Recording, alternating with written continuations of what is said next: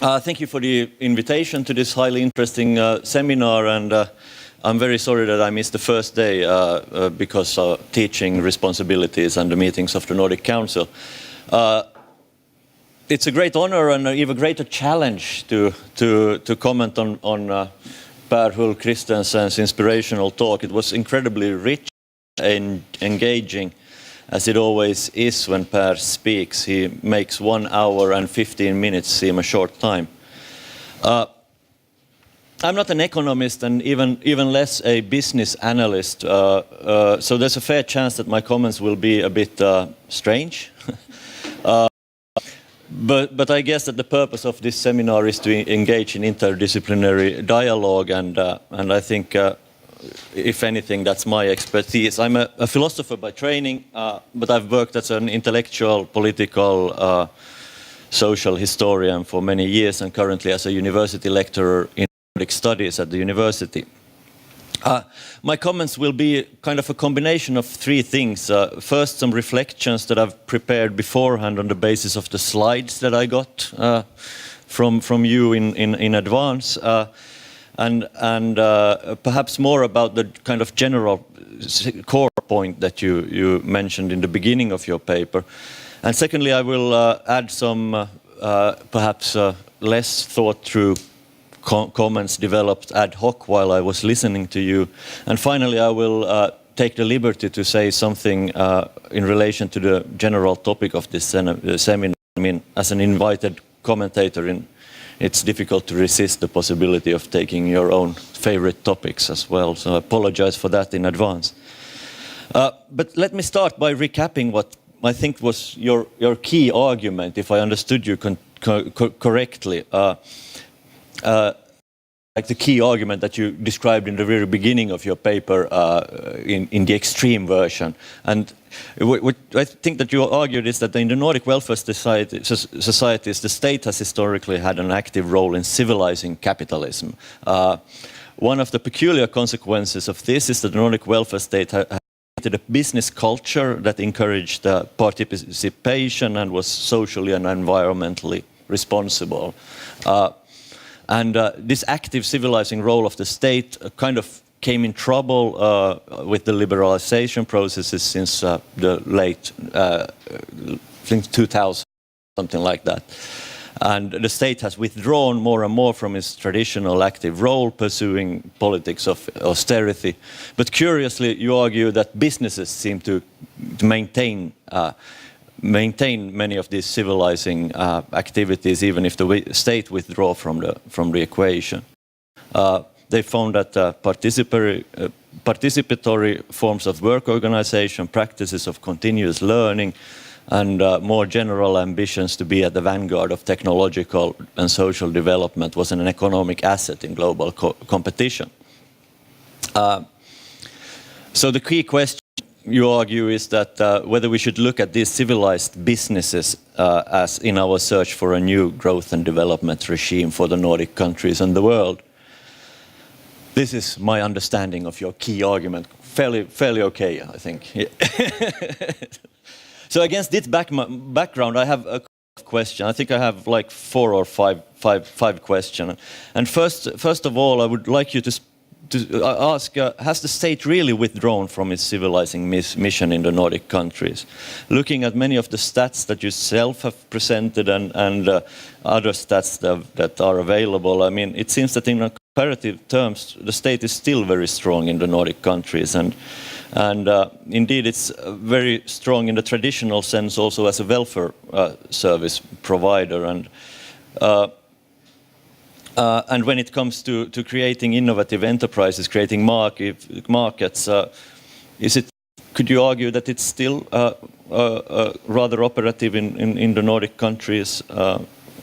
I talk about electric cars in Norway and these kinds of things, that they've through law and through state subsidies and so forth, it's still possible, or the state in the Nordic countries is still kind of active. So has the state really withdrawn, or has it withdrawn in some particular ways while continuing to be active in other ones? That's my first question. the second question I would like to ask is, supposing that the state has really withdrawn, what are the consequences? You seem to portray a picture of the traditional civilized Nordic capitalism as an intricate relational system where the state, the labor market, the organization, enterprises and other actors form a kind of an equation or a balance of some sort, a Nordic compromise or something like that. And your conclusion seems that the businesses or enterprises decided to uphold many of these civilizing features even after the withdrawal of the state. But my question is, if the state is withdrawn, does the equation really function without the state? Or are we kind of merely witnessing remnants of a welfare state culture which will fade away as the welfare state fades away in the horizon when we look backwards?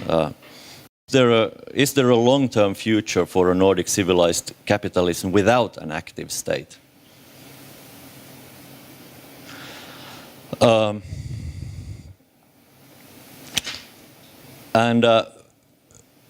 thirdly, in your presentation you argued that the Nordic enterprises are, you showed these slides, how we perform and so forth, that the Nordic enterprises are intensive, high-performing, but very active and participatory work environments. I'm very convinced by this, but you seem to argue that this is a good, productive path, which is also economically successful, that our participatory enterprises was part of a new successful growth and development model in the 90s, which made the Nordic countries successful and rich. And I would very much like to agree. I sympathize full-heartedly with this.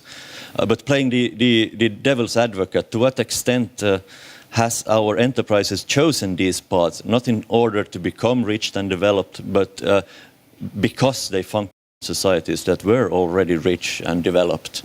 What causes what?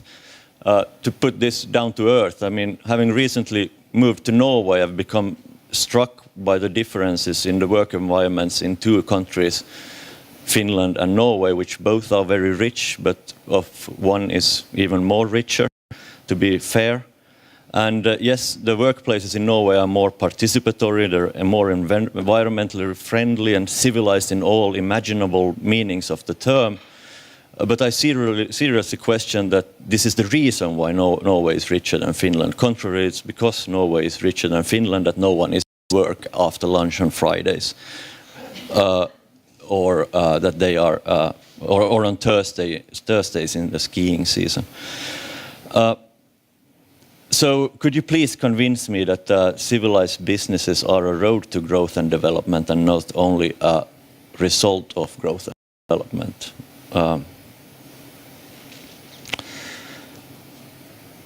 And fourthly, and now I'm moving from your backyard to my backyard, the humanistic areas. I wanted to ask you about the concept of civilized. How established term in this field, in this discourse, or is it that you something that you innocuously have come up with yourself? For me, it leaves you vulnerable for criticism of Western universalism, or from a post-colonial perspective. You might make a lot of angry by using terms like civilized. It's okay. That's a relation too. Yeah. I mean, civilized in terms of being ahead in time, with the responsible to teach the uncivilized heathens and so forth. And it becomes really strange when you talk about the Nordic business towards the end of your talk here, when you talk about Nordic business enterprises playing the global game with a civilized twist of becoming local agents for development in emerging economies.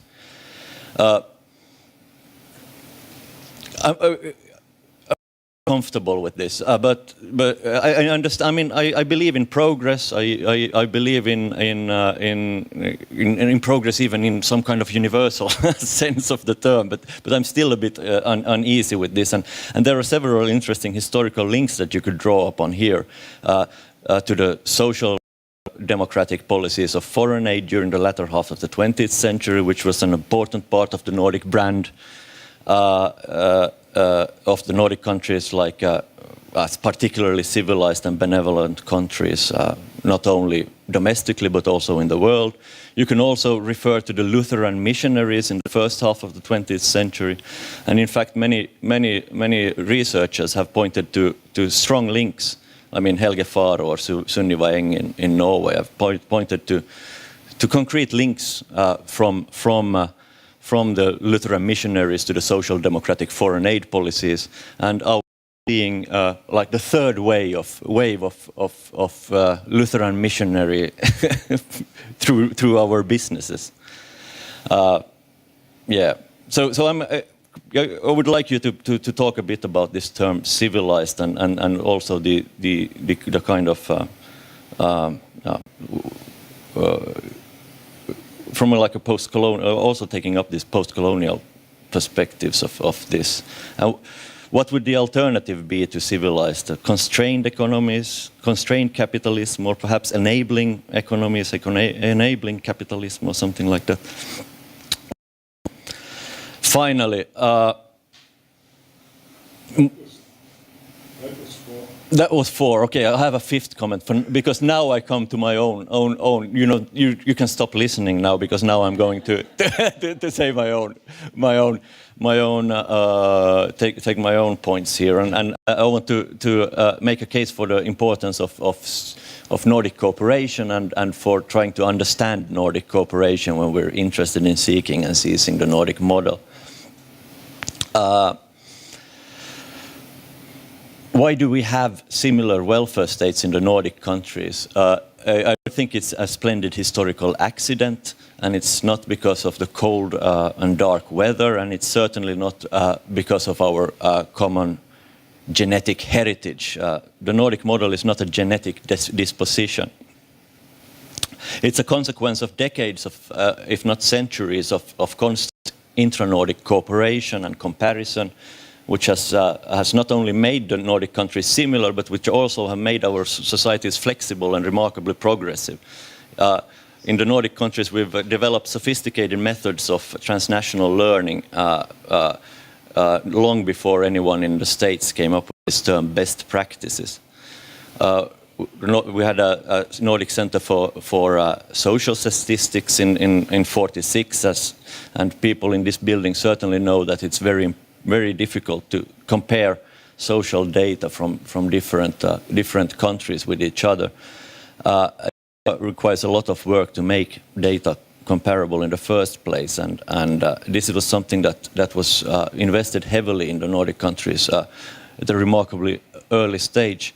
And you can go even further back to the cooperatives that Per talked about, and to different forms of associations, which I mean, the Nordic welfare state has always been created in dialogue with each other, across transnational Nordic dialogue, and we kind of understand these mechanisms of transnational Nordic cooperation quite poorly, and I would say that that would be important to study.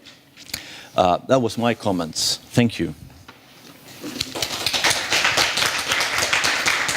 I better take a round. Thank you, Johan. Now you have 5 questions to answer. I have 4. 4, okay. The last thing, I'm a bit unsure, but I want to civilized. Well, I think I was highly inspired when I read Norbert Elias on the civilisationsprocess.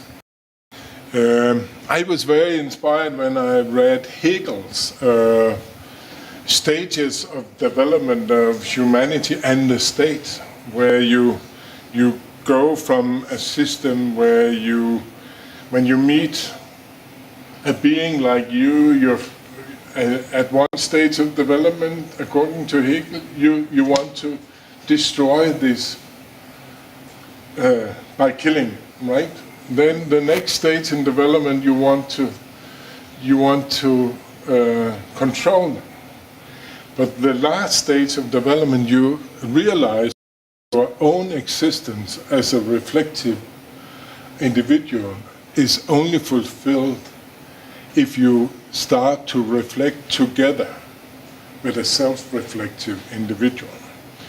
So, Norbert Elias, Hegel, and then, strange enough, if you read more sentiments by Adam Smith's the book, that is much more sophisticated than The Wealth of Nations, he advocates that if there is no easy way to privileges, and therefore he's against the state, because that is a dirty way to position yourself through privileges, then you have to behave in such a way that the external observers accept you as an equal and want to collaborate with you.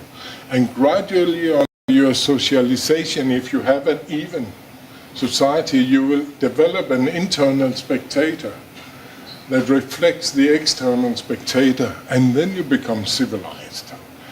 So it is rooted on these transformation of the individual in deep relational underpinnings.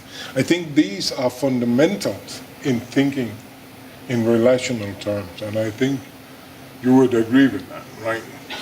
So that is, to become civilized is to search for someone to whom you relate as a co-editor of self-reflection. And I think the type of working organizations we are creating these years has a high probability to, in many situations, to create exactly these self-reflective moments of a community where you can jointly change the things together. So that you change yourself, you change the system, you change the concept of your own interest, and you change the possibility for our common aspiration, right? I like such a society. And it has nothing.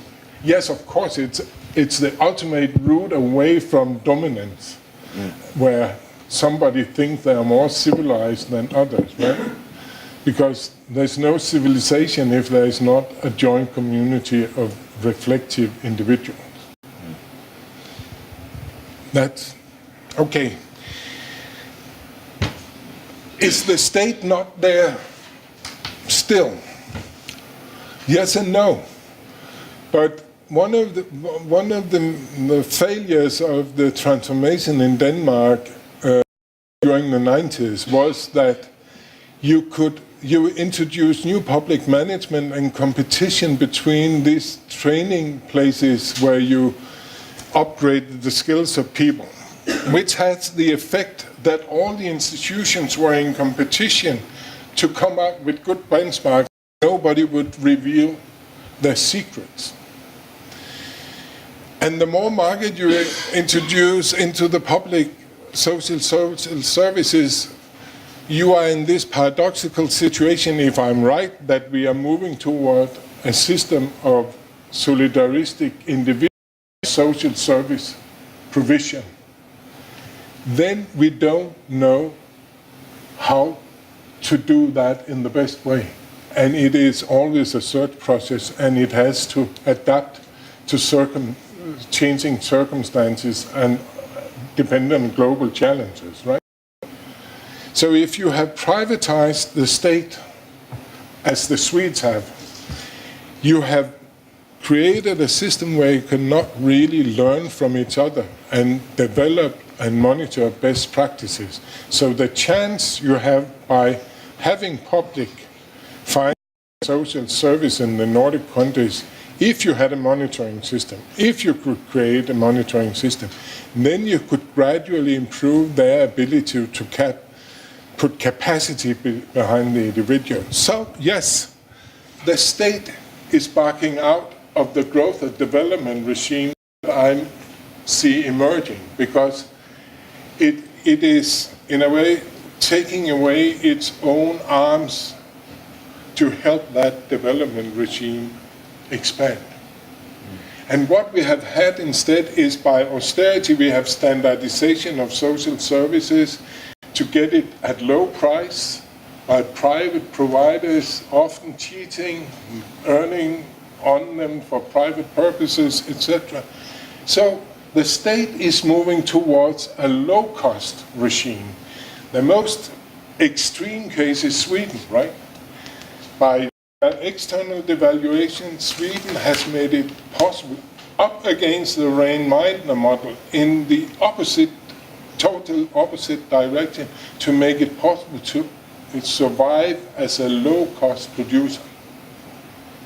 And there is no growth model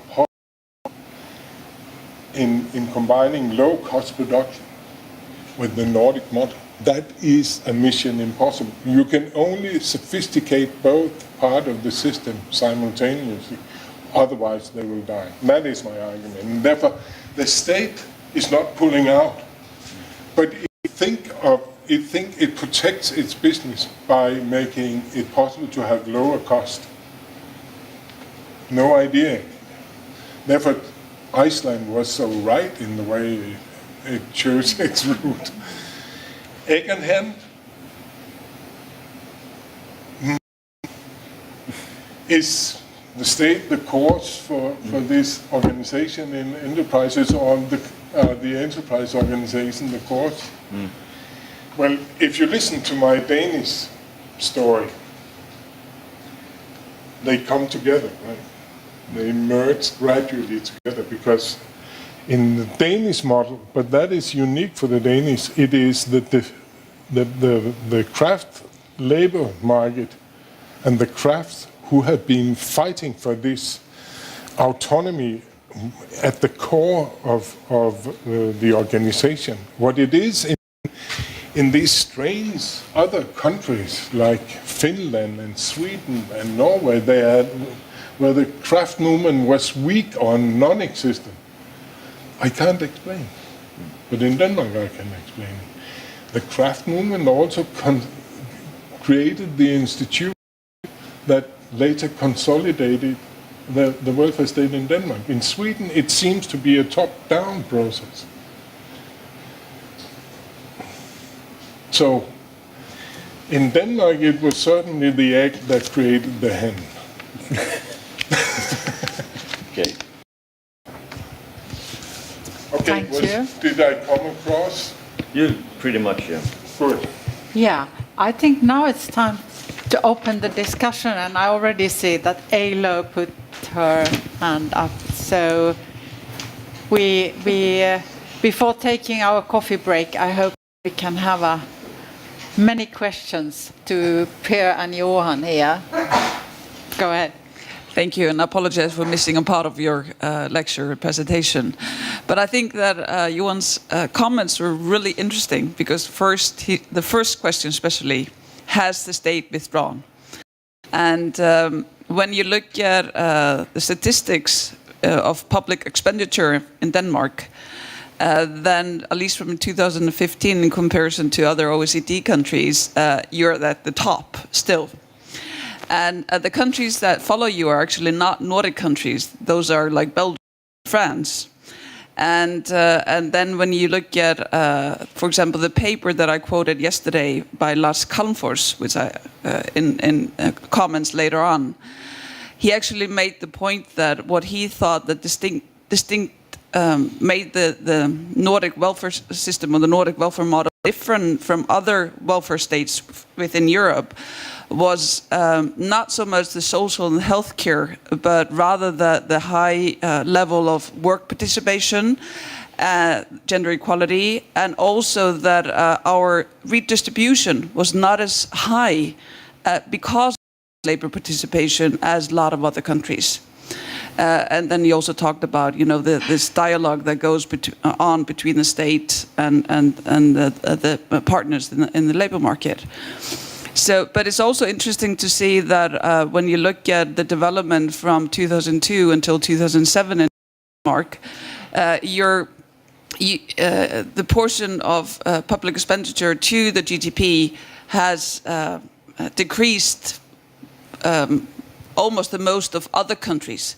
So you definitely seem to be not growing your public expenditure as much as the economy is growing. I think you're close to Iceland. But then again, Anita Nyberg made the comments that it's important to actually look at the numbers. What do they tell us? The reason why maybe it could be an answer, for example, in Iceland, is that the economy has been growing so quickly, especially the private economy. So we've been pressing down the cost in the public part. So the portion, the percentage, then goes down. But it doesn't mean that you're actually cutting down the state. You're just not following it as quickly, growing it as quickly as the rest of the economy.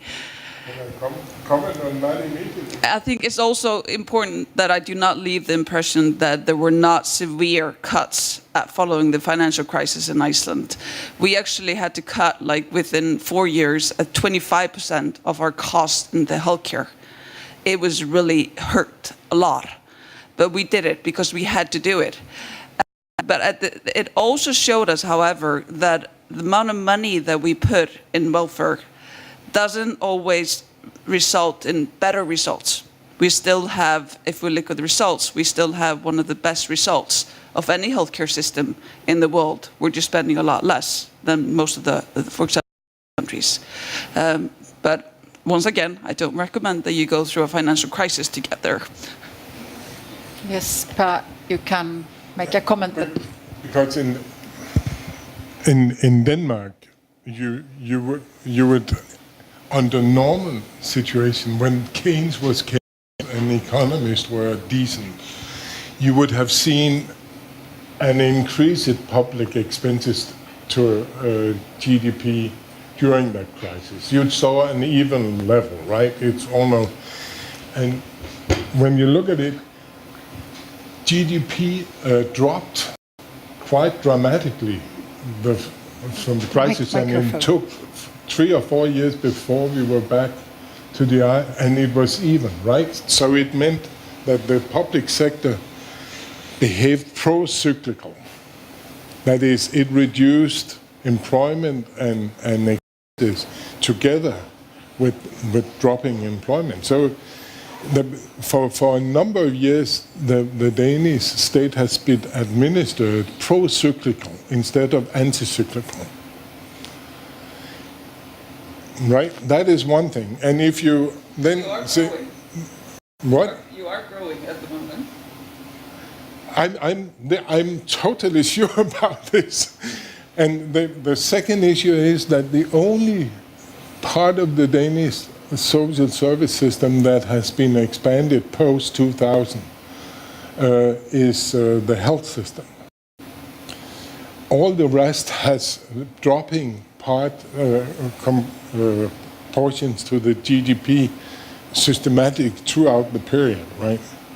So yes, you are right in the overall, but if you decompose these numbers, then you suddenly discover a very different pattern, right? And then beware of economists. Yeah. Other questions and comments? Yes, please, Sam. Yeah, thanks, Pierre. It was an excellent presentation, very provocative. I think on this issue of the relationship of the state to the market and whether the state has grown or shrank and how the market responds, the first issue that comes to mind for me regarding this is that in the United States, we haven't really seen a decline in welfare spending. What we've seen is a shift in how and what the purpose is. So as we move from Keynesianism to neoliberalism, the state is less involved in countering the market and more in buttressing the market. So more of the money has gone. The money hasn't really gone down. It's shifted away from supporting people to be able to avoid participating in the market as necessary because they're sick or they're old or they're disabled or unemployed, and more towards investing in getting them to participate in the market. So there's been a massive expansion in the United States in the earned income tax credit, which you only get if you work. So we're rewarding work now more. We're incentivizing work. We're penalizing people, and we're spending a lot more money on punishing people if they're not participating in the labor market or if they go into illegal activities, the underground economy, and so on. And there's been a massive expansion in the criminal justice system. So whether it's incentives or penalties, under neoliberalism, the state hasn't shrunk. It's actually just a manifestation of how it's shifted its orientation. And so I think we have to look beyond just whether or not the spending level has gone up or down or increased, and look at what money is directed at and what the purposes are under neoliberalism as opposed to, say, Keynesianism. And now, more specifically on your presentation, which I think is just brilliant in many, many ways and very provocative. And I have friends in the United States for years that have been trying to convince me to think about how capitalism isn't all bad. And I don't know why they felt they had to convince me of this, but maybe there's something about my cynicism. But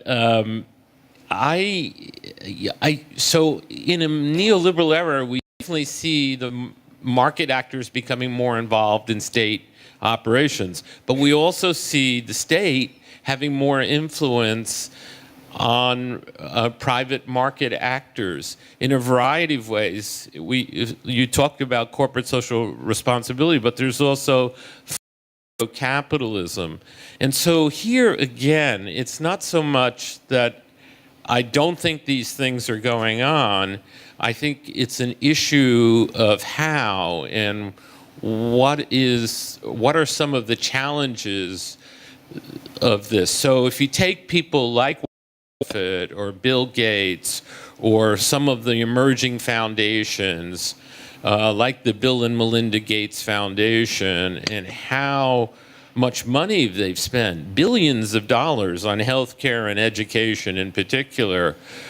And we could say that that's very civilizing, and that kind of neoliberal blurring of the boundary between the market and the state, in this case, private actors serving public purposes, is a good thing, except I'm very nervous about having Bill and Melinda Gates tell me how to educate my children, or what types of health care ought to be prioritized. Why is it that these private actors, just because they now have tons of money, should get to have so much say over how our public